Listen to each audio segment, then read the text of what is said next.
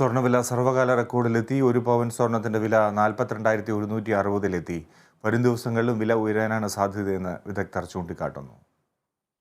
2023 ജനുവരി 24 സ്വർണ്ണ വിപണിയിൽ തങ്കലിപികളിൽ അടയാളപ്പെടുത്തുകയാണ്. സ്വർണ്ണവില ഗ്രാമിന് 35 രൂപ വർദ്ധിച്ച് 5,270 രൂപയും പവന് 280 രൂപ വർദ്ധിച്ച് 42,160 രൂപയിലും എത്തി. സ്വർണ്ണവിലയുടെ ചരിത്രത്തിൽ ഏറ്റവും ഉയർന്ന നിരക്കാണ് ഇത്. കോവിഡ് വ്യാപനത്തെ തുടർന്ന് ആഗോളതലത്തിൽ പ്രതിസന്ധി നേരിട്ട 2020 ഓഗസ്റ്റ് 7-നായിരുന്നു ഇതിനു മുൻപ് 42,000 രൂപ എന്ന റെക്കോർഡ് വില രേഖപ്പെടുത്തിയത്. പിന്നീട് വിലയിൽ ഘട്ടമായി ഇടിവുണ്ടായി. 2021 മാർച്ചിൽ വില 32,880 രൂപയിലെത്തുകയും ചെയ്തു.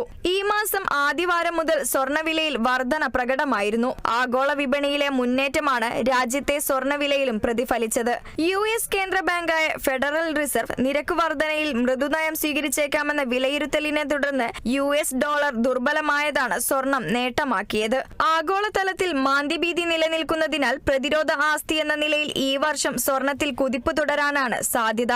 വേൾഡ് ഗോൾഡ് കൗൺസിൽ പുറത്തുവിടുന്ന കണക്കുകൾ അനുസരിച്ച് ലോകത്തിൽ ഏറ്റവും സ്വർണം ഉപയോഗിക്കുന്നത് ഇന്ത്യയിലാണ്.